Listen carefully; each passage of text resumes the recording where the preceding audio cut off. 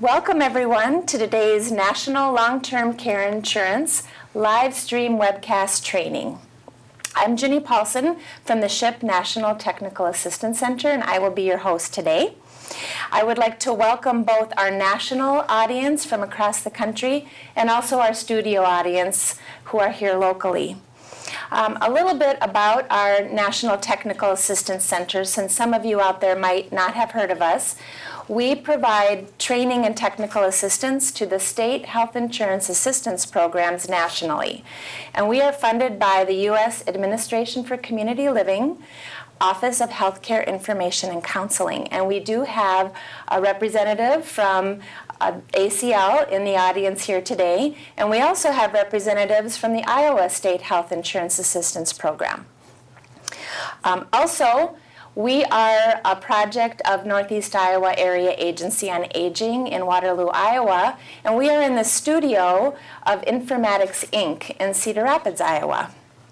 So if you're here, you are familiar with our Livestream webpage, and I want to reassure you that the resources for today's event will be on that webpage. We currently have handouts.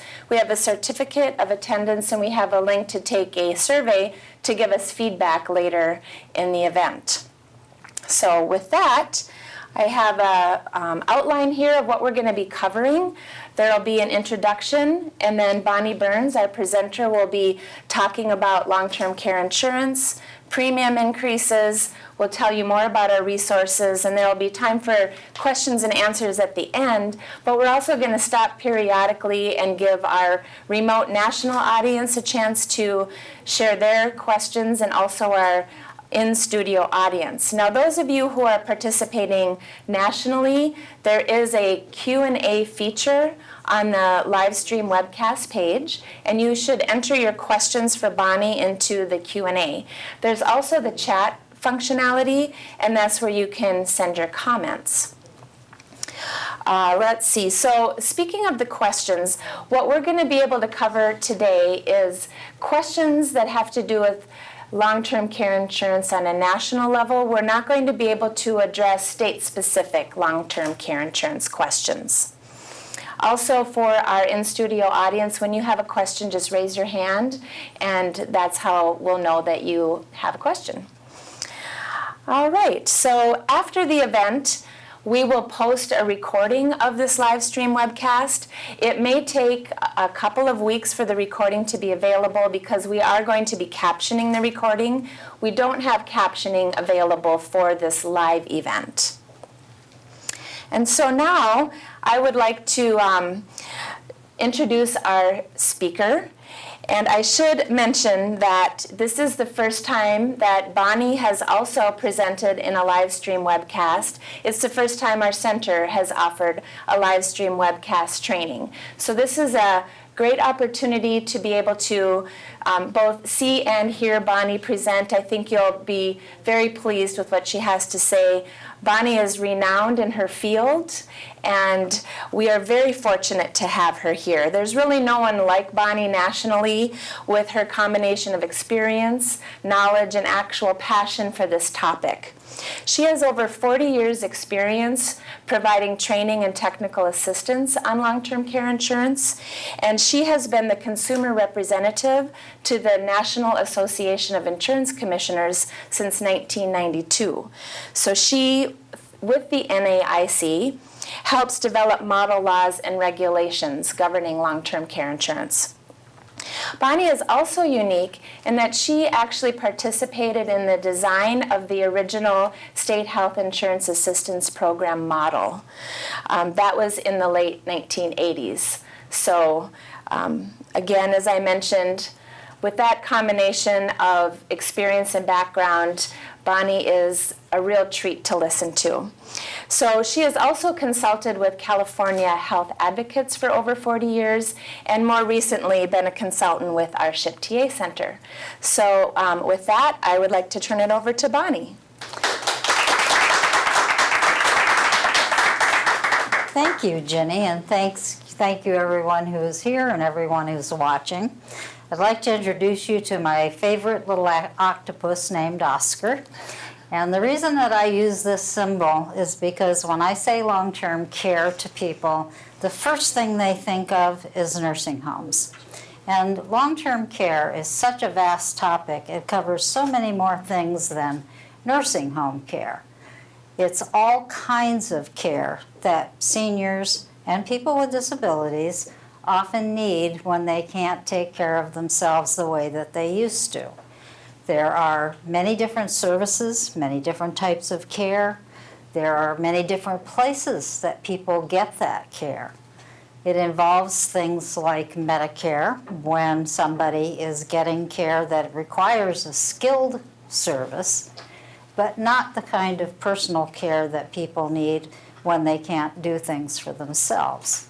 It involves Medicaid, when people run out of money and spend down to Medicaid eligibility and get their services through that program. It affects employers. It affects family members. It affects people who are family members who become caregivers. It affects various different kinds of insurance products, and it has different implications for many different portions of our society. So Oscar is sort of the symbol of the complexity of this discussion, and it involves finding ways to pay for care for all of the people who need it. Long-term care insurance is something that SHIP counselors help people understand and help people sort through the complexities of this topic, and then how to deal with that in a variety of different ways. Oops, I'm sorry, I went the wrong way. I refer to this as a silver tsunami. Beginning in 2010, baby boomers began turning 65 at a rate of 10,000 people a day. And that is 10,000 people every single day between 2010 until 2030, when the last of the baby boomers will turn 65. Well, today when people turn 65, they become eligible for Medicare. But 20 years from now, those people are the people who are going to need long-term care services. And this is a burgeoning population of people who are going to need this kind of care. It's projected that seniors are going to compose about 20% of our population by 2030. And they're closely followed by another huge population group, the millennials. So we are headed towards a situation that has never occurred in human history before, when we have had so many people living to advanced ages and subsequently requiring care. And it is going to require some kind of a national solution to this at some point, given the numbers of people who are going to need this kind of care. We also have an existing worker shortage now of people willing to provide this kind of care, particularly in nursing homes. And that is only going to get worse over time because we have a shrinking ratio of working adults to aged people as the baby boomers move through this process of turning 65, getting older, and needing long-term care. It's kind of an interesting fact that one Medigap insurer has 4,000 policyholders who are 100 or older. And that is an astonishing number. That group, that population group, has been growing in unprecedented numbers. We have more people over the age of 100 in the US than any other nation. And those people are going to need services. There is more public knowledge of long-term care and long-term care issues today than ever before, because there are so many baby boomers who are moving into this population group. And it's affecting their family members who are becoming caregivers for those people. Employers are more aware of it because it's having an effect on their employees, as their employees try to balance caregiving for a family member with their work with their home, and often with children who are still at home. There's more media attention these days because editors and reporters often have had the same experience in their families, and now they are beginning to write about those kinds of topics. What's difficult is the reaction that people often have to this issue.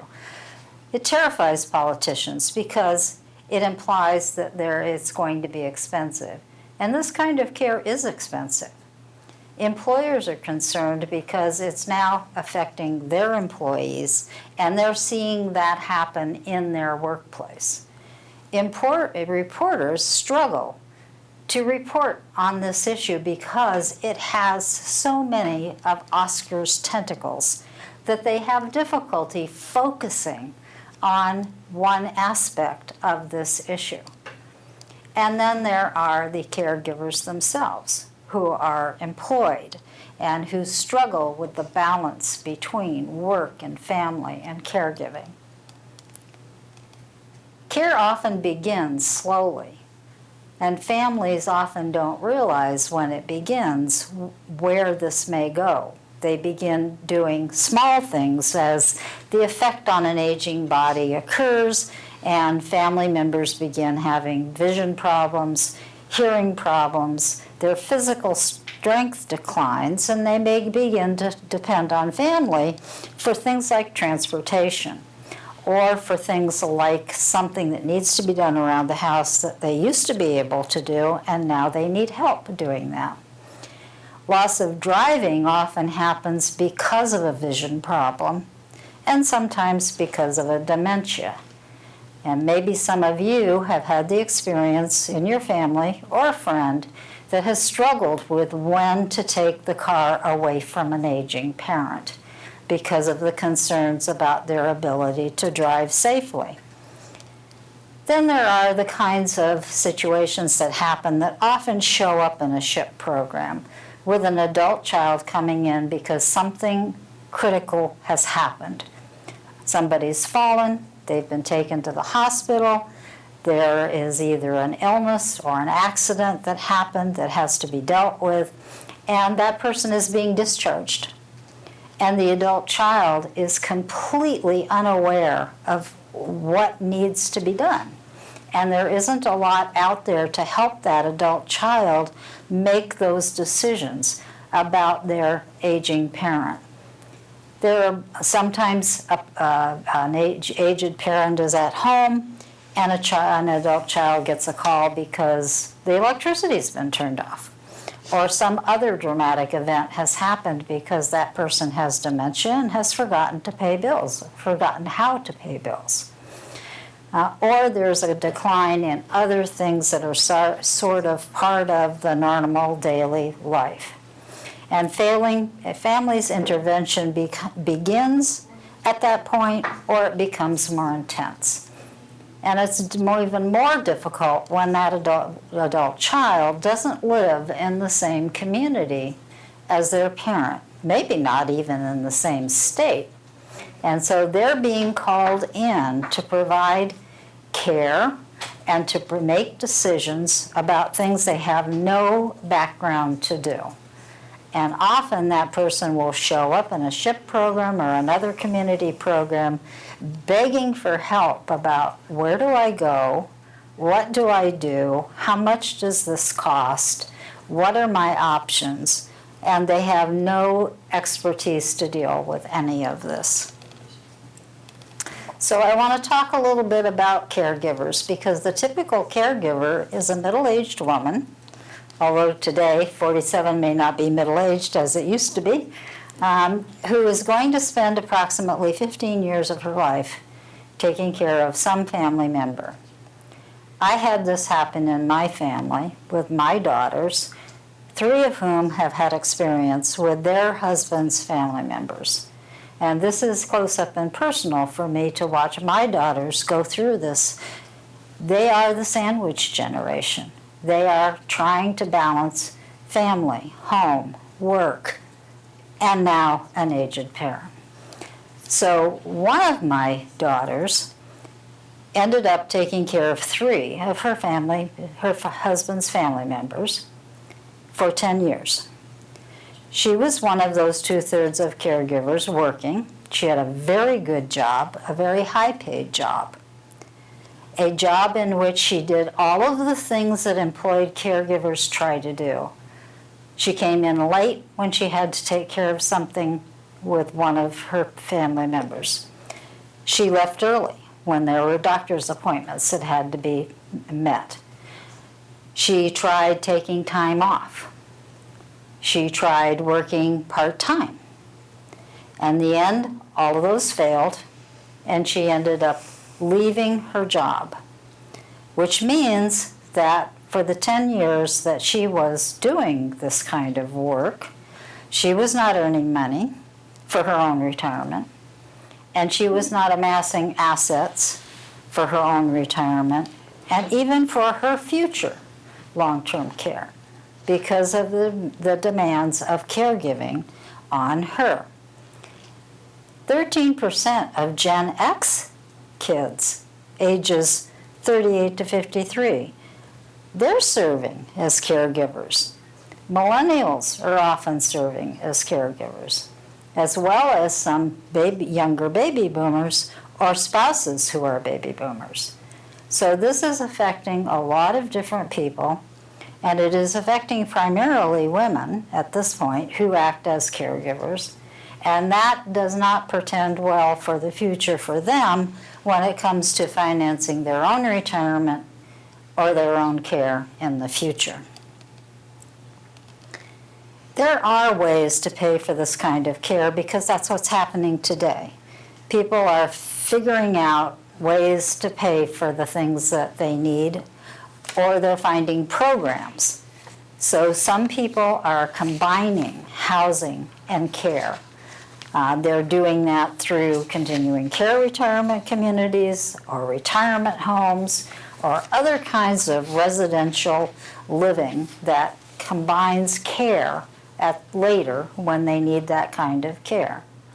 There are home equity conversions or reverse mortgages that are insured through HUD, and some people are using those as a means of paying for care.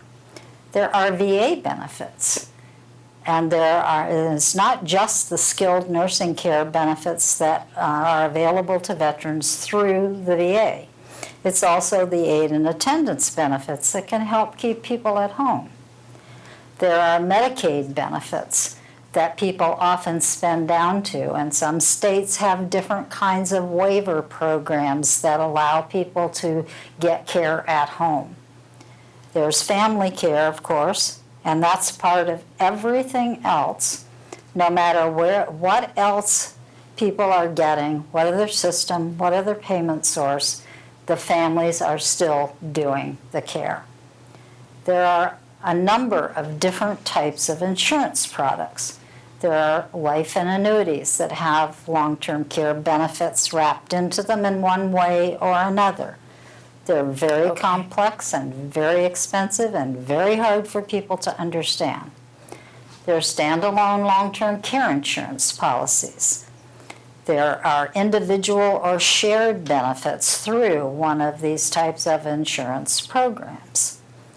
There's a partnership program in some states that involve the state's certification of long-term care insurance and allows that person who is buying that product to have certain benefits under Medicaid.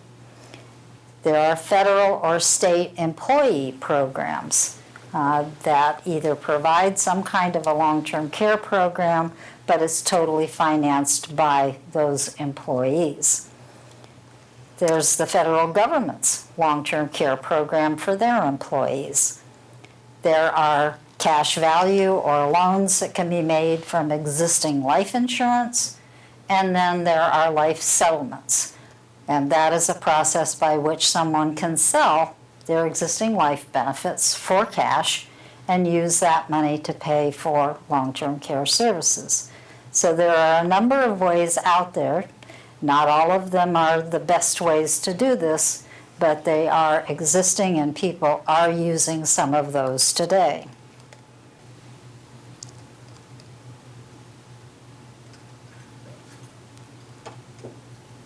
We actually meant that there are questions from the audience, not from the national chat. Sorry, live audience. My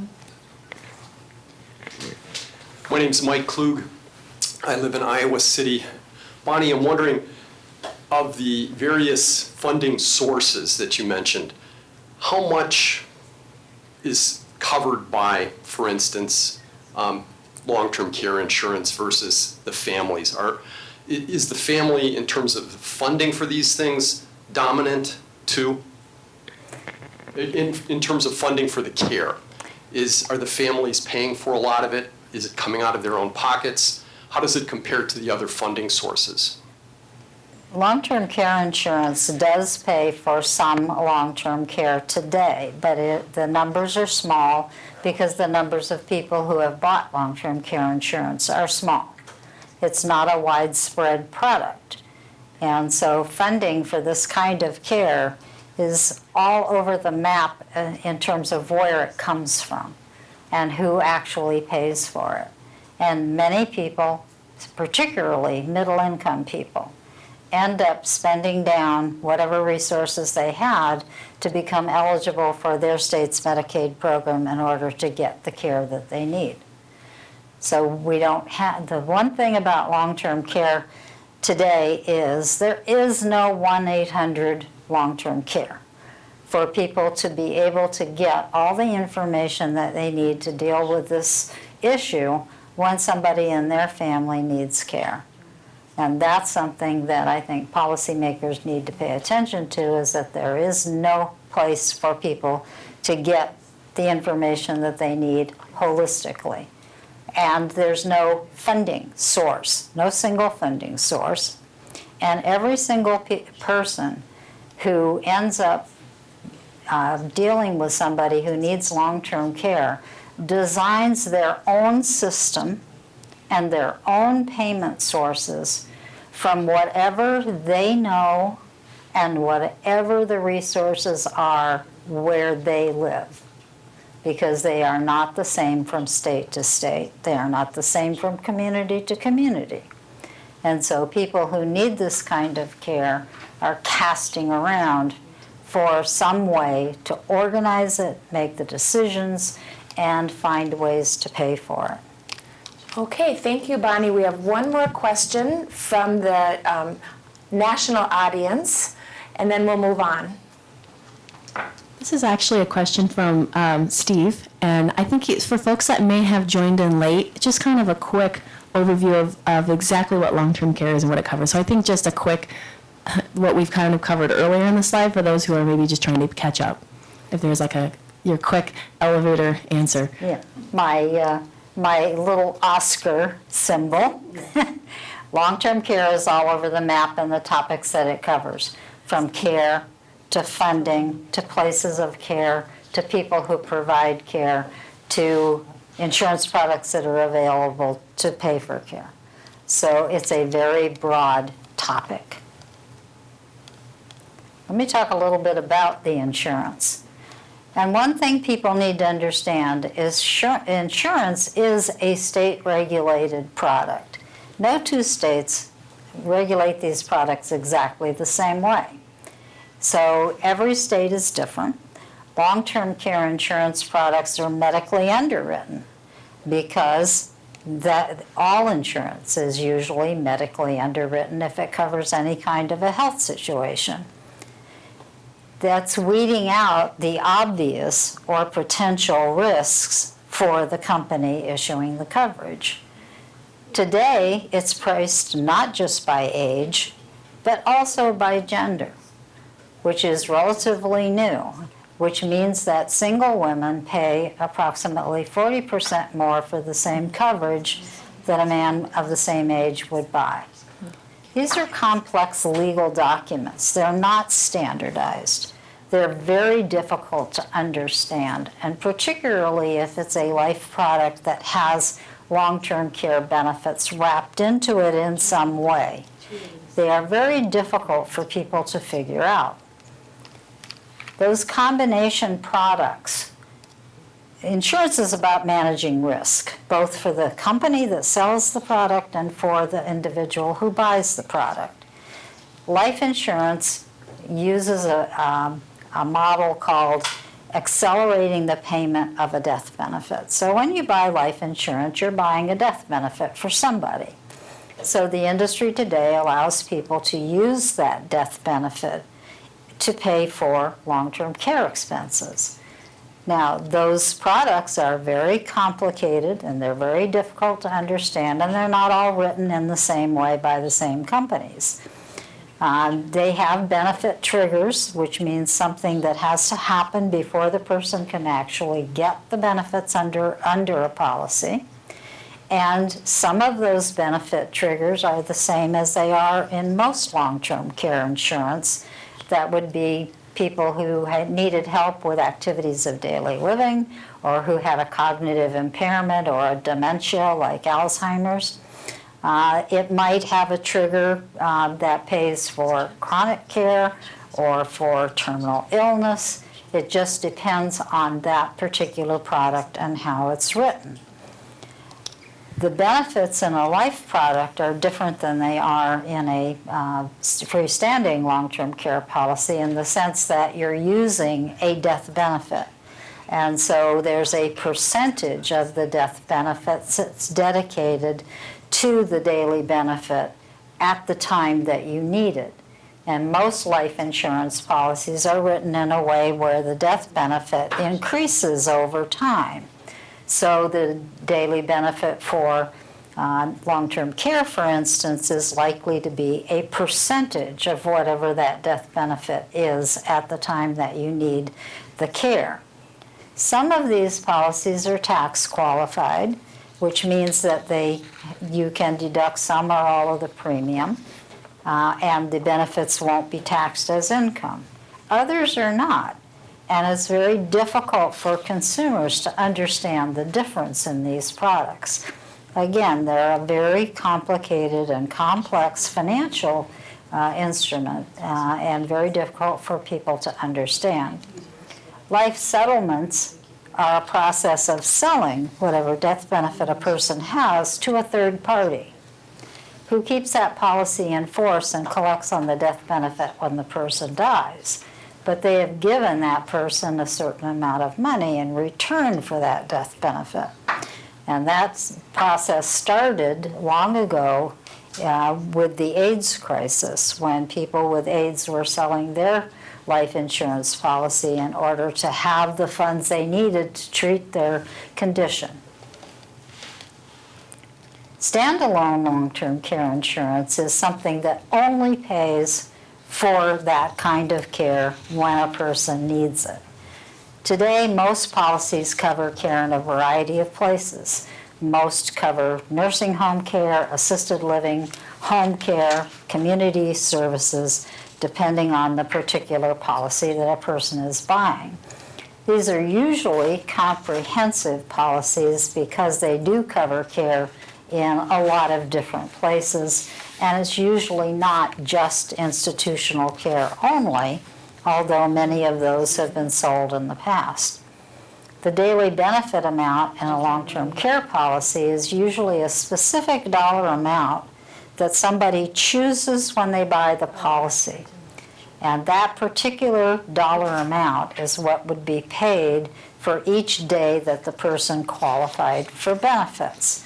So for instance, a person might buy a daily benefit that is $100 a day, and that would be the amount they were selecting to be paid when they needed care.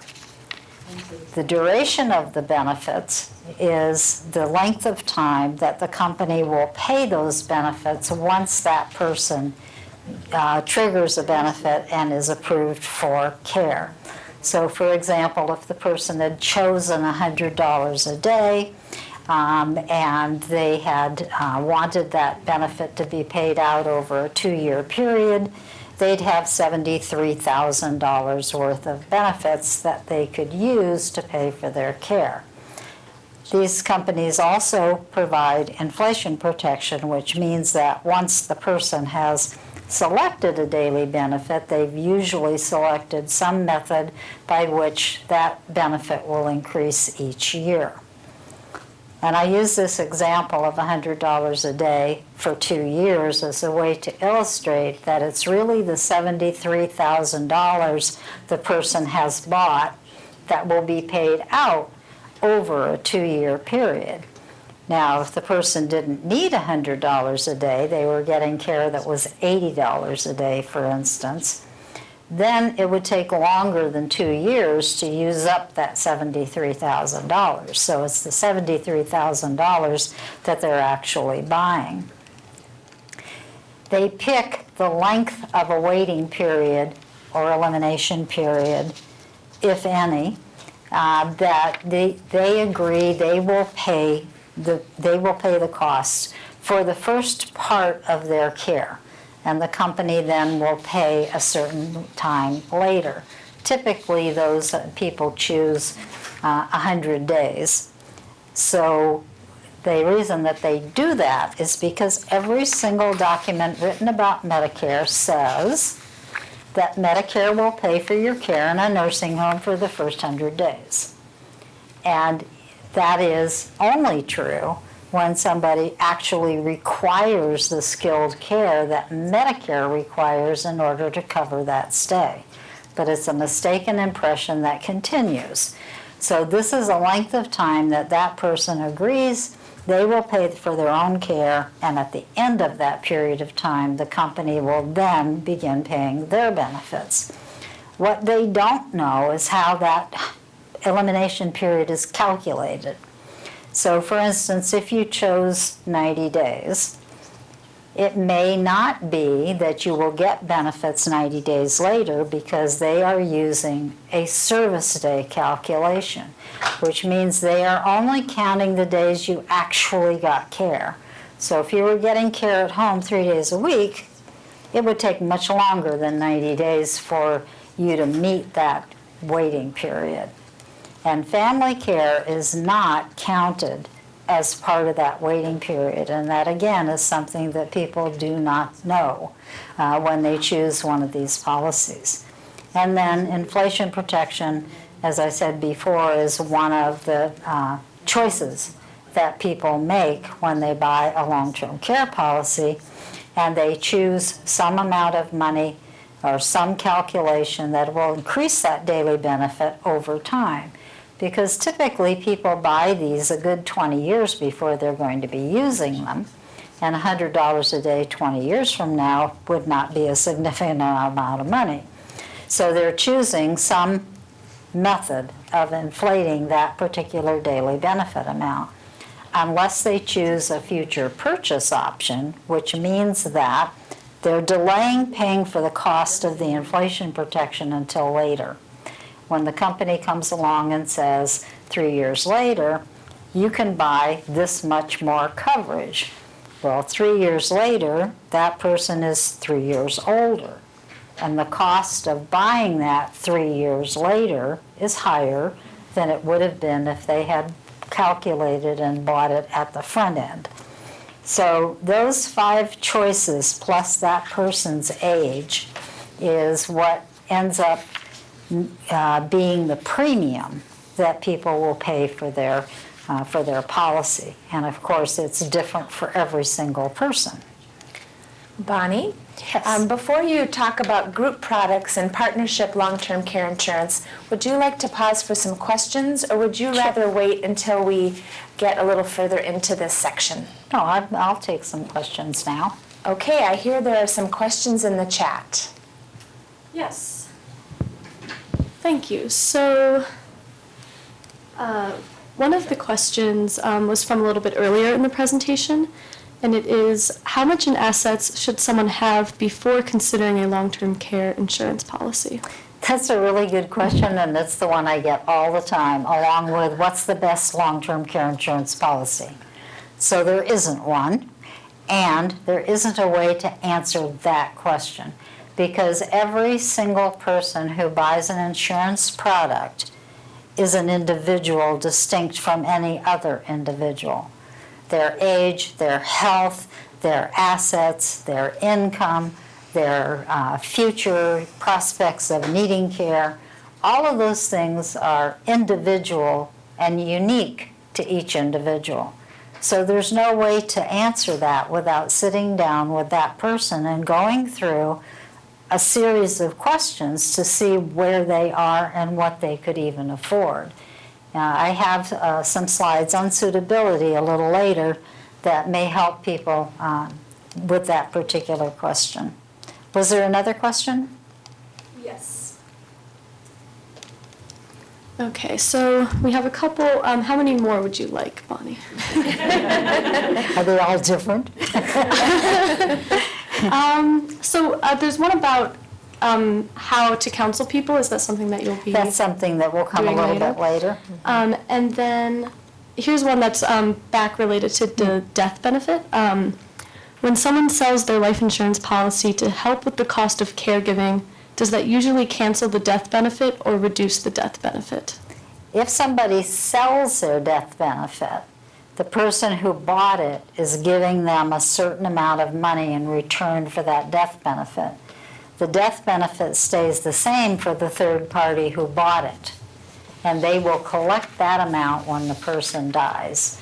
So once a person sells their death benefit, they're completely disconnected from that policy and from those death benefits, except for the fact that now someone else has an interest in whether they live or die.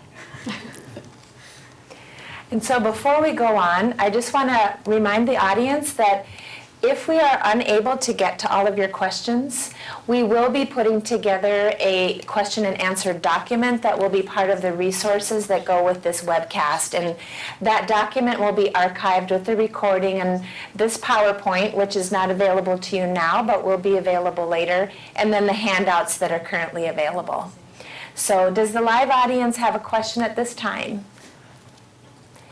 Okay. We have one question from our live audience. I should say, while the microphone is moving there, that this presentation is geared to the volunteer counselors as a basic introduction to this issue. And so there's not a lot of detail in this, but in this particular presentation, but I'm hoping that there will be future trainings within each of the state's programs to help the counselors deal with this issue. Bonnie, this is Chris Gross, and my question is related to the inflation protection.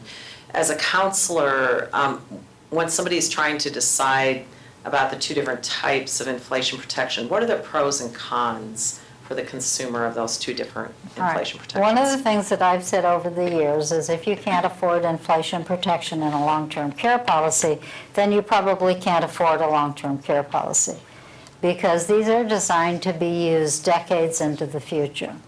And what would seem to me to be counterproductive would be to buy a daily benefit that never goes up, but goes down in relationship to inflation protection over time. So I feel strongly about inflation protection being part of a long-term care policy. Now, how a particular person does that and the cost of it and how they manage all of the components of a policy is a different issue. But I feel very strongly about people having that capability of a benefit that is going to at least help keep up with the inflation. Okay. One more question. Hi, Bonnie. This is Marissa Whitehouse from Washington, D.C. I know you briefly touched on the 100-day policy earlier, but I was curious how long-term care insurance works with or complements Medicare coverage. How long-term care insurance complements what coverage? Medicare. Medicare? Coverage. Well, I have a couple of slides a little later on that deal with that issue. Great. But in general, it doesn't, because it's different. And long-term care insurance rarely has anything to do with the kind of skilled care medical services that Medicare covers. Thank you. So let me talk a little bit about group coverage, because there are employers that offer and have offered long-term care insurance, whether it's a group like a state for their employees, or it's the federal government for their employees, or it's an association group that offers insurance through their program. There are employers that do this. Now, when you're talking about employers, you could be talking about a large employer that may pay part of the premium, but it might be a smaller employer and they probably aren't paying any of the premium. Many of these policies are sold in the workplace, and an employer may offer one company's product, or an employer may simply allow and endorse a broker or a brokerage to sell individual policies to their employees. So there is a wide variety in the employer market about this kind of coverage. And some employers simply sponsor a particular product. They don't pay any part of the premium, while another employer may simply let the broker sell individual policies to their employees. When people who are employed are buying long-term care coverage, they know even less about it than seniors do. And so often they're offered a very minimal, stripped-down sort of coverage because it's expensive, and because brokers and agents and people who sell this want these policies to be less expensive. And the only way to make this kind of care, coverage for this kind of care, less expensive is to carve out some of the things that consumers really don't understand and really won't know they need it until much later. So group coverage, like individual coverage, is all over the map in terms of what people are able to buy. And again, it goes to the issue of every single individual is a unique individual in terms of their own situation, but also maybe in terms of what they're being offered to buy. I wanted to talk just briefly about the partnership, because this is a bargain between states, insurance companies, and consumers. And so essentially what is going on here is that the state is saying, if you buy long-term care insurance to cover the costs that will keep you from applying for Medicaid, the carrot we will give you is that we will let every dollar of the benefits that get paid for your care protect $1 of your assets that you would otherwise have to spend if you became eligible for Medicaid. So in most states, it's a dollar-for-dollar approach to this. And you can see at the bottom of the slide, it says $1 paid by the insurer equals $1 of Medicaid that Medicaid can't count as an asset later on if the person uses up their benefits and then applies for Medicaid.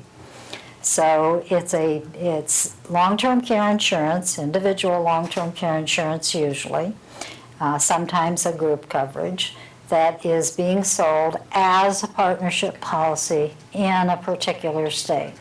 And again, every state is different in the way they regulate these products, so people have to be aware of what the rules are in their particular state. Now, the new pricing for standalone long-term care insurance definitely disadvantages women. And it does so because women are more likely to use long-term care insurance than men are because of some of the dynamics that go into this. Women are often marrying men who are older than themselves. They provide the early stages of their spouse's long-term care, and then when their spouse is gone, they don't have a live-in caregiver. And women live longer than men to begin with, so we are more likely to be alone at the time we need care, and that makes us more vulnerable to needing care in an institutional setting because we don't have that live-in caregiver. So there is, reasonable justification for the reason that premiums are higher, but it is a disadvantage to women who earn less to start with, who, like my daughter, took time out to care for family members and disadvantaged herself and her own ability to pay for care later on. And you can see from this example the difference between a man who is 55 and a woman who is 55 buying identical benefits and the difference in that premium. And those are all the reasons why. We live longer than men. More women buy long-term care insurance to begin with. More women file claims because they're often alone when they need care. And because women act as caregivers for their spouses, it's very often masking the amount of care that men are getting. And so the insurance industry doesn't see the care that the spouse provides in the early stages. So when that man goes on benefit, he's using those benefits for a shorter period of time generally than women do. So there is some justification for it, all of which work to the disadvantage of women in this whole discussion. Oops. States have similar but different rules across the board, and some of those things go to the heart of a definition of what's in a policy. So for instance, if a policy has a benefit for assisted living, where is that in the state that you live in? Is it the place that is described in the policy, or is it a subset of the places that your state licenses as assisted living facilities? So definitions are really important in long-term care insurance policies when it comes to things aside from a nursing home. You know, there's general agreement on what a nursing home is and where benefits will be paid. There is not general agreement on what an assisted living facility is, and sometimes not even what a home is for certain benefits. And the thing I wanted to impress on counselors is the person that is filing the claim is not the person who bought that policy. And people who buy policies today will not be the person filing that claim. It will be somebody else. And that somebody else won't know any more about the policy than probably the person did when they bought it.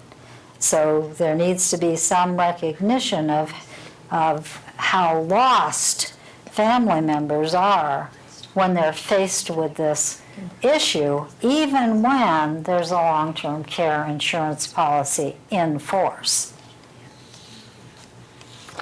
And so this is not your father's old nursing home coverage that just covered care in nursing homes and nowhere else. These are newer products with different, with different standards and different benefits. Now, nursing home care is still horrendously expensive. Nobody disputes that.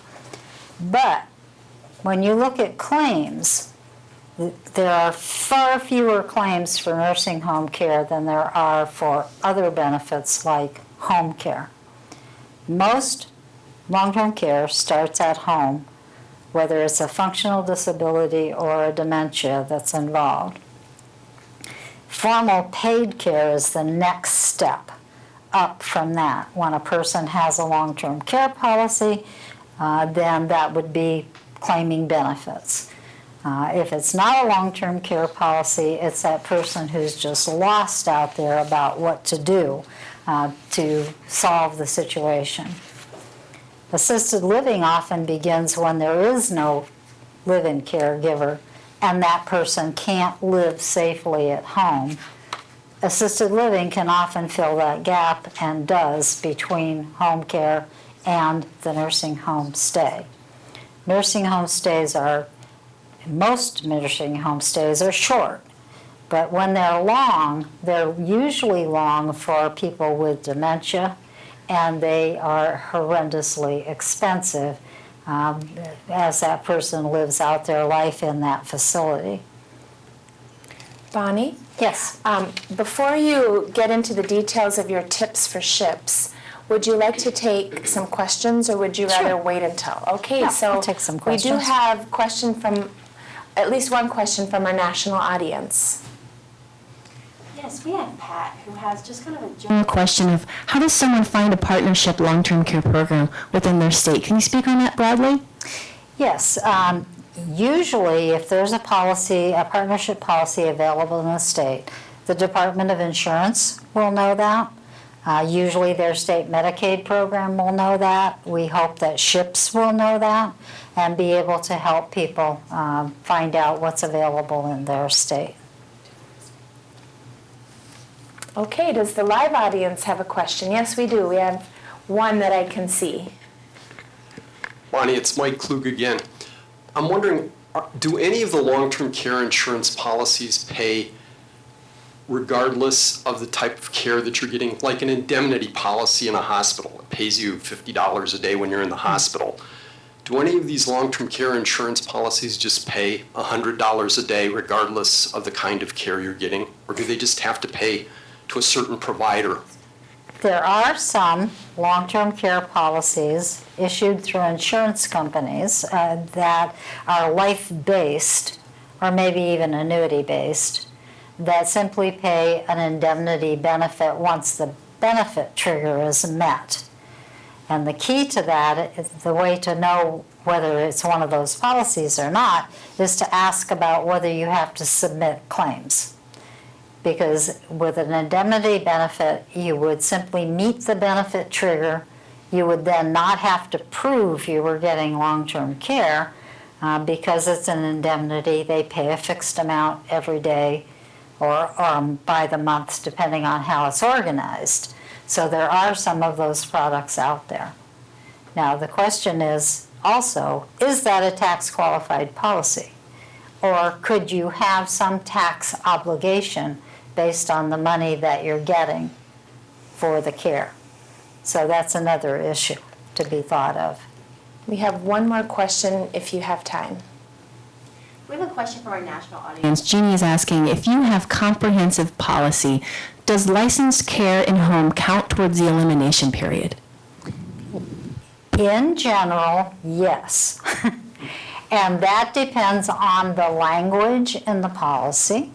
But in general, a policy that has a waiting period can be satisfied by the care that's being provided by a paid caregiver if that person has met the benefit trigger and the services are the same that the company would pay for. So there are a lot of qualifications in that answer because it depends on the contract. And over time, since the old nursing home policies in the 80s, there have been a lot of different versions of long-term care insurance sold in states, and it depends on that particular contract. Shall I go ahead? You should. Okay, so we depend on SHIPS to help people put this together through the education so that you help people understand long-term care insurance and help them find the information and the resources that they need. That you give assistance in helping them understand what long-term care insurance is, an overview, and help them understand their benefits and help them with referrals for additional help, which they very often need. And SHIP clients want somebody to give them a prescription. This is really difficult stuff. It's hard for consumers to figure out, and they come to places that promise to help them and say things like, "What would you tell me if I was your mother?" Because they need you to help them make that decision. And it's very difficult for consumers to argue with an agent. If an agent has come into their home and said, "You need this, and you can afford this," and you're uncomfortable with that information, you're going to go somewhere where you can help them, where somebody can help you with that decision. And so consumers have a lot of difficulty talking to agents about this because they don't understand a lot of what they're being told, and they need help in figuring it out. And so you're going to get the people in 3 different sets of situations, I think. You're going to get somebody who's thinking about long-term care insurance, and they want information from you about that whole issue. They have someone in their family who has a policy, and they need to file a claim. And they're asking you how to do that, or what's in the policy. Does it cover this? Does it cover that? What do I have to do? And then you're going to be getting the people who are experiencing a premium increase, which is probably the most common client today, is somebody who's coming in with a premium increase. And that means somebody's got to help them go through the process of figuring out what they can and can't afford, and how to exercise options that a company has given them. So let's talk a little bit about suitability. People, if they're going to buy long-term care insurance, they should have something that they're trying to protect. And there should be some relationship between their income and their resources and the premium that they're going to have to pay, not just today, but through the future. Because buying a long-term care insurance policy is not like buying auto insurance. You don't change it every year, or even, every 10 years, because it's very likely that as you go along in time, you're not going to qualify for the health screening that goes on with long-term care insurance. So when people buy a product, they're buying that product for a lifetime. And they need to give a lot of thought about, their resources and their income and how that all is going to work out in the future. And I always tell people to build in the thought that they are going to get a rate increase somewhere down the road, and they should be prepared for that. And in a couple situations, each of them should be able to fund the premium that they're agreeing to after the other one is gone. And for women, that has some profound impact, because their income is going to be reduced if their spouse dies, and they need to be able to continue to fund that premium. For me, the worst of all possible worlds is for people to pay premiums and end up dropping that policy along the way. And that's something I don't want to see happen. So there needs to be some proportionality in looking at this and what people can afford. They need to be able to pass that medical underwriting. And it should be part of a process that they're doing around retirement that fits into their retirement plans and is part of that planning process and the distribution of their estate. And they need to consult with family members. And that's a really important piece of this, is that the adult kids or other people in the family need to know if somebody has bought one of these policies. They need to know where it is and where to find it if the time comes that somebody's going to need the benefits of that policy, or is going to have to make some compromises because of a premium increase. So there are all these things to think about: the personal profile of that person, age, income, and assets, health screening, existing health conditions, and are they even insurable? What kind of a benefit package do they want, and what kind of a benefit package can they afford? Companies don't sell lifetime coverage anymore. They learned their lesson on that one. And few people could afford it anyway. The waiting period. How long is it? Can you pay for care during that waiting period? How is that waiting period going to be counted so you know exactly how long you're going to have to pay for your own care? Inflation protection. What kind of inflation protection are you getting in that policy? And there's a danger of not having any. And premium affordability. How much of this can you really afford? How much do you have to transfer to an insurance company and not pay for it yourself?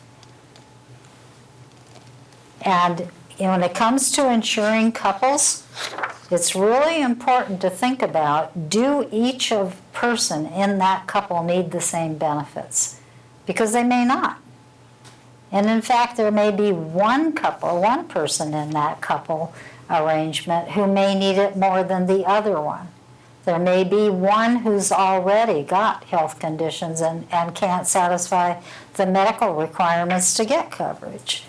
And women generally need longer coverage than men do because they live longer and live longer alone. So this is just sort of an exercise of pricing a minimum basic benefit first, because it tells you really quickly whether or not somebody can afford coverage. If they can afford minimum benefits, then maybe you can change some of these benefits. Maybe they don't need 80% of coverage. Maybe they have some money they can devote to some of their care, and they only need the insurance company to pick up a different amount. Where they want those benefits, how long they're going to last, the deductible period or waiting period, and all of these other factors. If you price this basic benefit from 3 different companies, it'll give you a pretty good idea of whether you're in or out of the market, and if so, if you can afford more than a basic benefit. So what we know about paid benefits at this stage, at least from my informal conversations with insurance companies who sell this product and their claims, is that nursing home care, while it's the most expensive, often isn't the most common benefit used. It's more likely to be home care that's being used. And one insurer has said that from their records, care is likely to end where it began, which is different than the way I usually think about that whole transition process. So this is what we know today, that most benefits are paid at home. A smaller percentage are paid in nursing homes than has been true in the past, and assisted living is a small part of the benefits paid. So how do people qualify for these benefits? It's what's called a benefit trigger, what has to happen before somebody collects benefits from that company.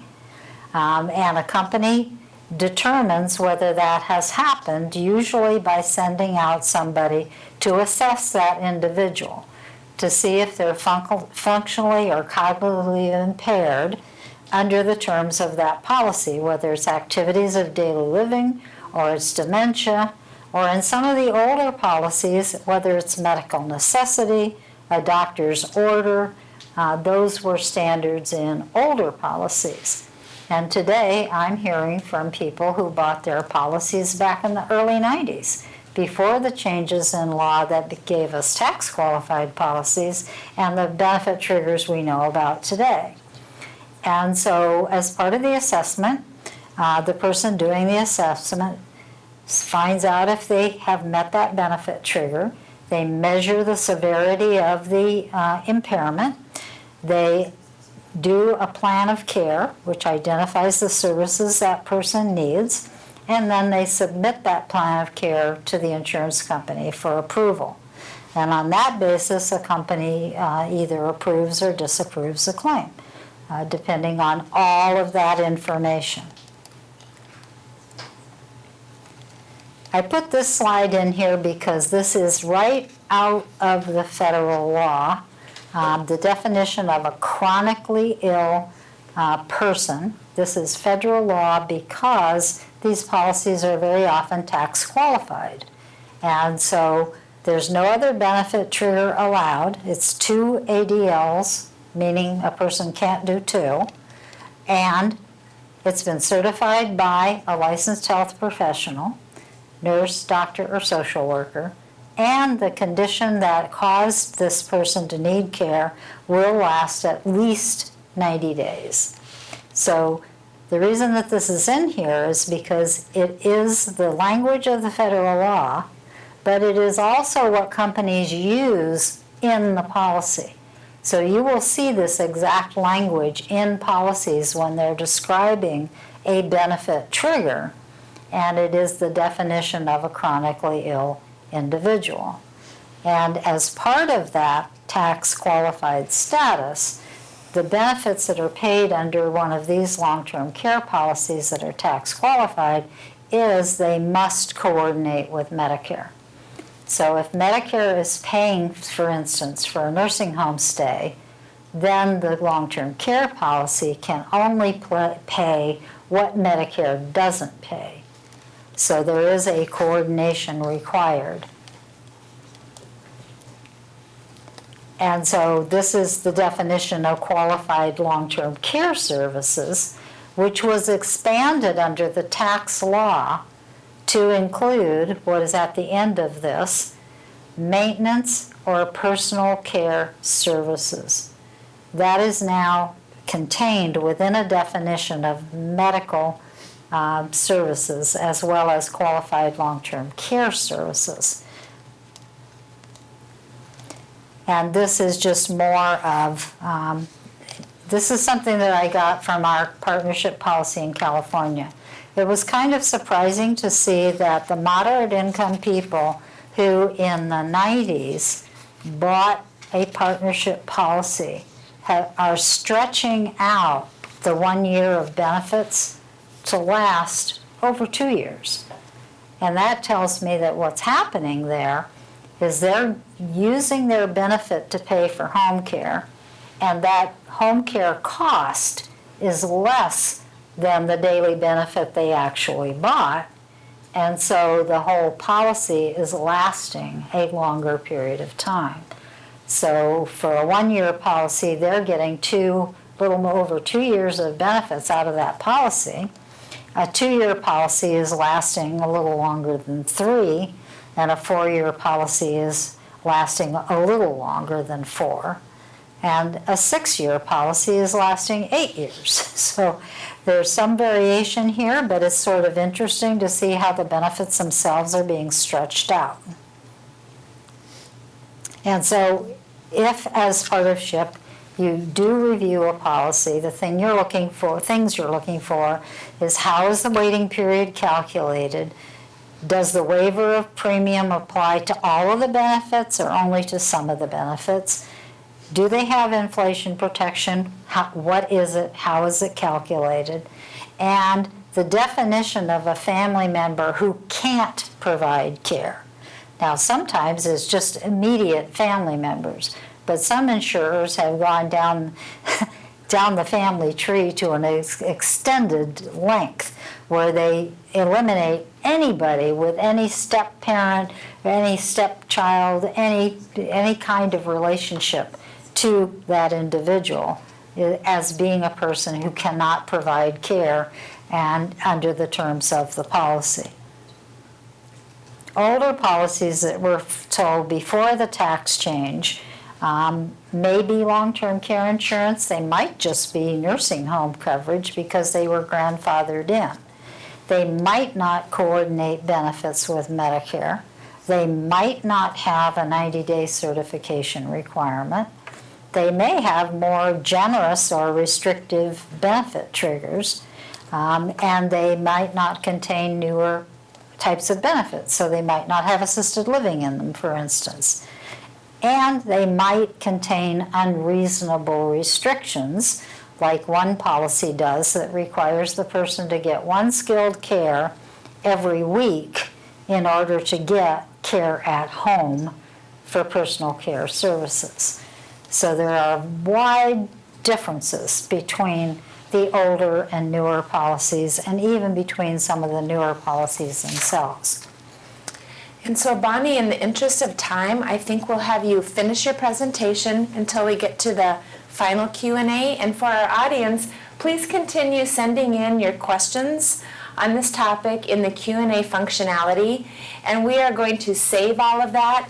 And at the end, I'll be explaining some more options for sending your questions and give you some more information about how you're going to access all these resources later. So I haven't been paying attention to time, so I'm assuming I'm coming up on a deadline here. So We have We have 20 minutes left. Oh, I do, okay. All right, that's good to know. So let me talk a little bit about premium increases, because this is one of the reasons people are showing up in CHIP programs now. Every state regulates this product differently, and they regulate the products that are approved in the state where it was sold. So if a person moves from one state to another, the jurisdiction of that policy is with the state where they bought it. And that becomes important because it has also to do with premium increases as they're approved in the state where the person bought the policy. And so no two states do this the same way. So reviewing existing coverage,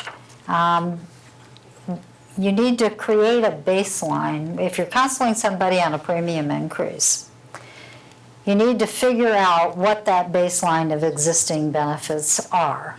What's the premium now, and what are the benefits that they have in that policy?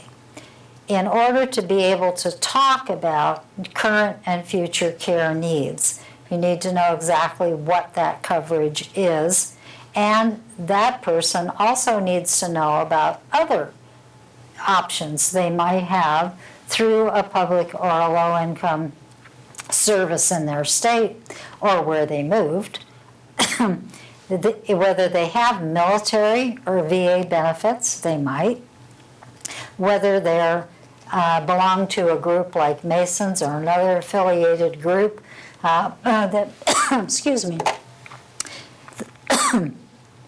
And just a note to the audience, Bonnie's referencing several kinds of resources in her PowerPoint slide, and we will add those links to the Livestream webpage. So this webpage that you're watching right now will evolve. We had one set of text before the event, now we have what you're seeing today, and afterward we'll be increasing that information. So you can see on this slide there's a hyperlink to a resource, and we'll provide that to you in a way that's easy to click on. And in a previous slide, I talked about some of these other options for care and coverage, but I didn't have links to those resources. And then, you know, the link that you see there is a paper I did for the ships. Excuse me. I need more water. Okay, this might be a good time for me to mention how if you're in the audience and you don't know how to find the SHIP in your program, and again, SHIP is the pronunciation of the acronym that is meaning the State Health Insurance Assistance Programs. They're national, one in every state and some commonwealths and territories. If you go to www.shiptacenter.org, there is a SHIP locator. It's an orange button. You also can see an orange link that says Find Local Medicare Help, and that is how you will find the SHIP program in your state. So when somebody has a rate increase, a premium increase, they're very often given some options by the company to reduce the effect of that rate increase. These are not regulated options. So some companies will offer 2, some will offer 4. It's not consistent between the companies about what they're offering people in order to reduce the amount of that rate increase. And some of these rate increases are extraordinarily high. And the last thing in the world I want to see is somebody walk away from that policy because of a rate increase. Because there's always some way to preserve some of those benefits. And these people have paid premiums for very long periods of time often, and it would just be a tragic waste of money if people were walking away from that coverage. So one of the things they can do, even when they've been offered options, is to ask the company about other options that they might have. So, for instance, can the length of coverage, can that be reduced?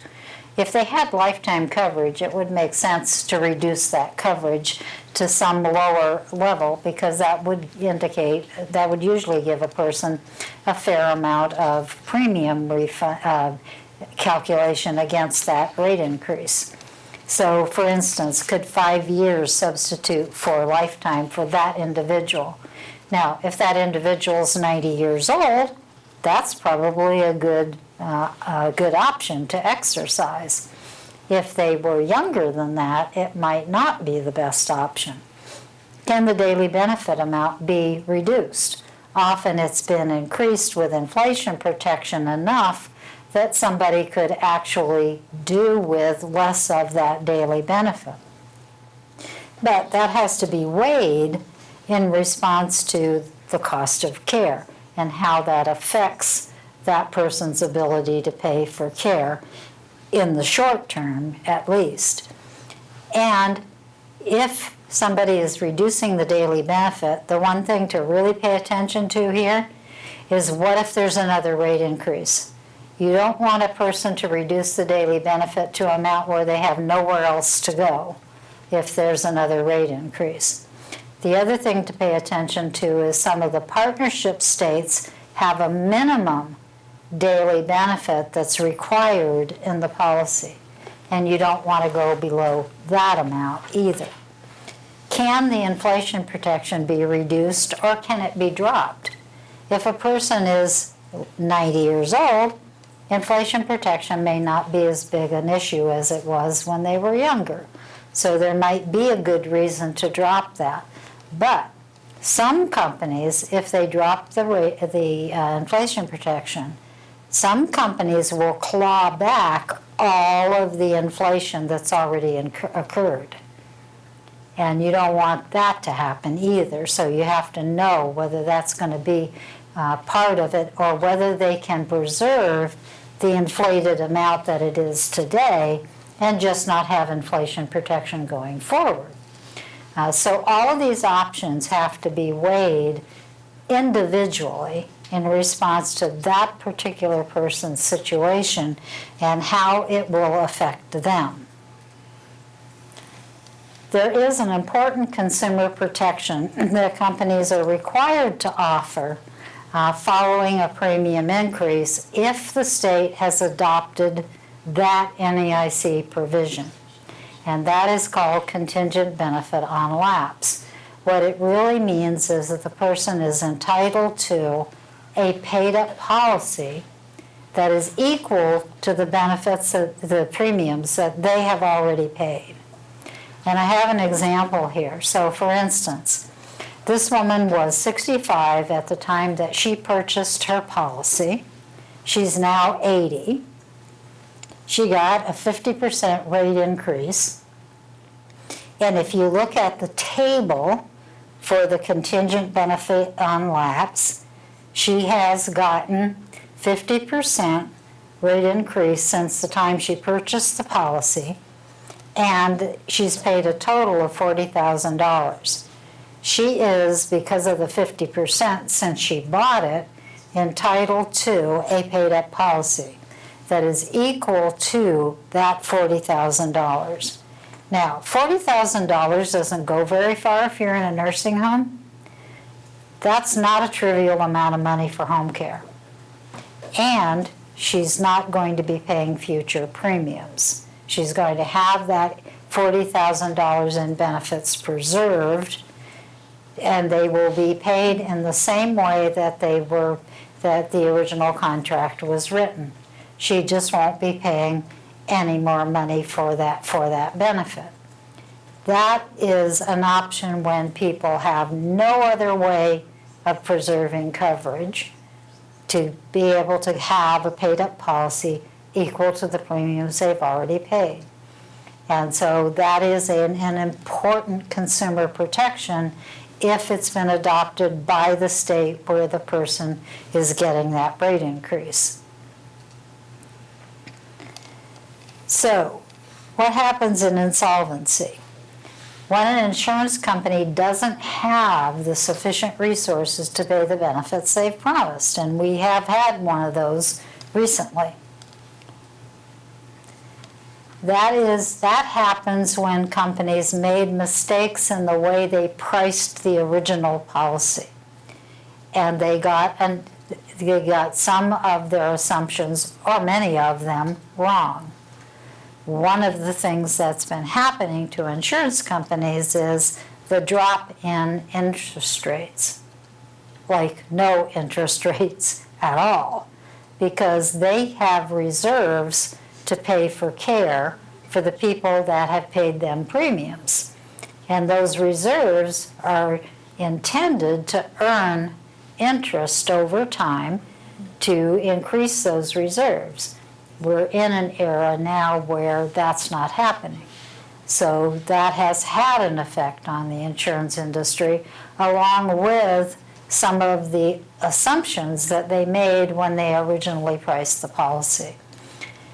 And if it's bad enough, which it was for one company that I'll talk about in a minute, and they don't have adequate reserves to pay those promises, then a state insurance department will take them to court and have them declared insolvent. And so that court orders a company into liquidation and appoints a receiver to do that.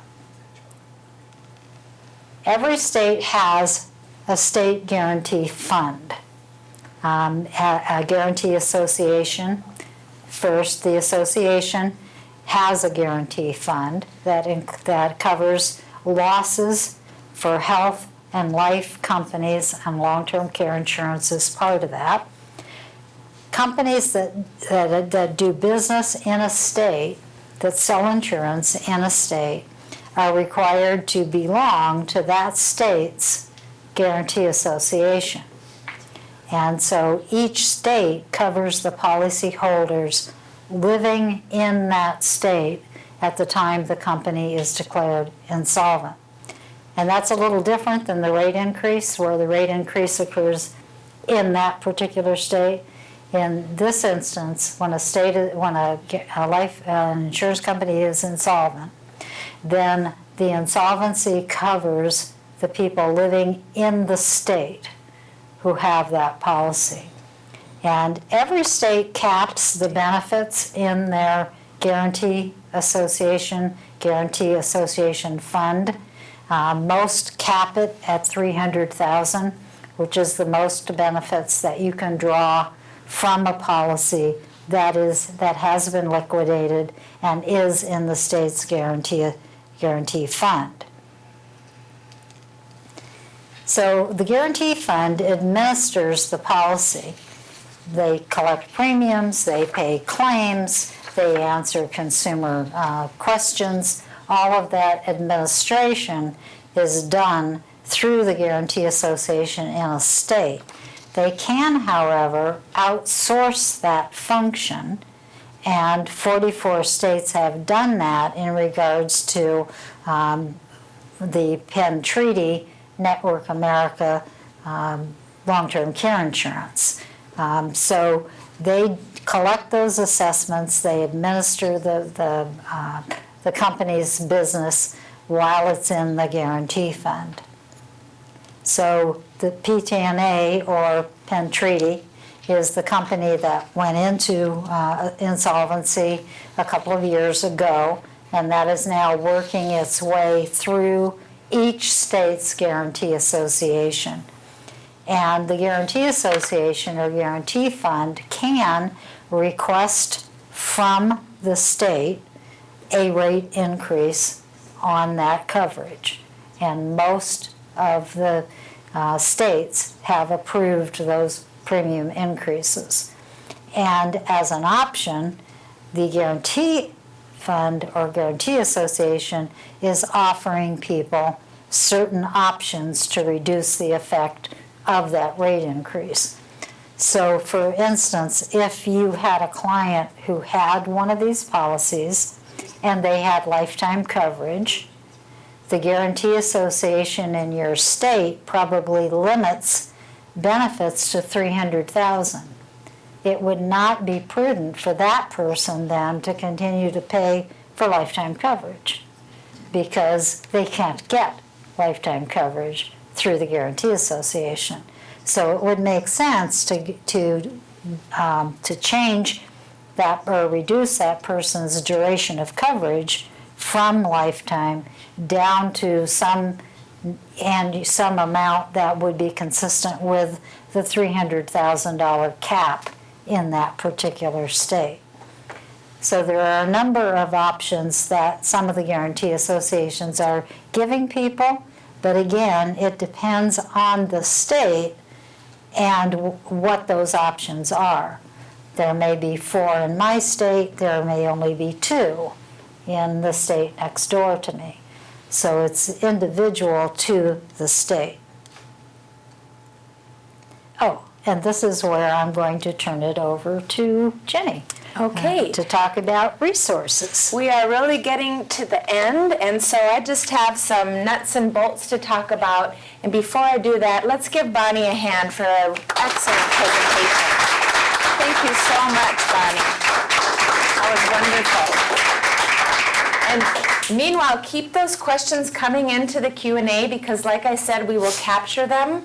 And we will produce a handout, and that handout, along with an announcement of when all of our resources are ready, particularly the recording that will be captioned, we will be sending that announcement out to you. So there is a chance to get your questions answered. Obviously, this is a complex topic, so we couldn't get to everything in 90 minutes. I want to mention that these are additional links we'll put on the webcast page, and then we have resources specifically for SHIPs in the password-protected area of www.shiptacenter.org, and that's in the SHIP Resource Library. We also have this Livestream webpage, which does not require a password. So we will also be archiving the resources here. So that, I think, is the main point to cover. And before we take the questions, I'm just going to advance one more slide. And here's contact information. This is the phone number you see is our national toll-free for the SHIP National Technical Assistance Center, and the email address that you can send questions to as well. And then we will route questions that are about long-term care insurance to Bonnie. We'll answer your other questions, perhaps about the resources. And with that, I want to go back to the slide, and we have 3 minutes for some questions of Bonnie. And maybe now I'm just going to ask the local audience, if you have a question, raise your hand, and then we would go to the chat questions next. So I see a question. Thank you. Bonnie, what are you seeing today in long-term care policies for alternative benefits? You know, years ago we didn't have assisted living. Now we have that. In the future, what is long-term care going to look like? What are you seeing in policies that counselors should be looking for so that people have that flexibility for future long-term care? Yeah, that's a remaining problem. There is in most policies something called an alternate plan of care benefit. And I have characterized that as very vague language that essentially says, you, your doctor, and we, the company, will talk. Sometimes it's more specific than that, and it only applies to considering an alternate facility different than the one that you wanted to stay in. But it is very vague. It doesn't serve the purpose that you and I would want in terms of people having the ability to do something different in the future if care changes, for instance, because it's so vague and nonspecific. And so I have concerns about that.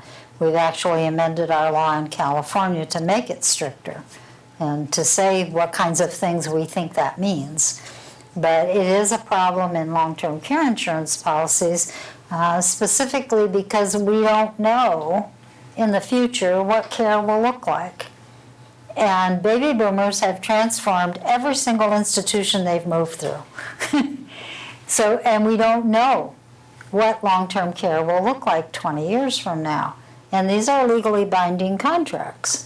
So it's a question that keeps coming up that we are trying to figure out how to deal with it in terms of changes in the environment later on for this kind of care. Okay, thank you, Bonnie. We have reached the official end of today's event. So I want to say once again, thank you everyone for participating today. Thank you to our chat monitors, Angela and Emily. Thank you to the folks in the control room, to informatics and the people operating the cameras. Thank you to the live audience. And we will be in touch with you, as I mentioned, with resources. And I want to mention that, of course, the production of this event was made possible by funding from the U.S. Administration for Community Living. And now this webcast does end.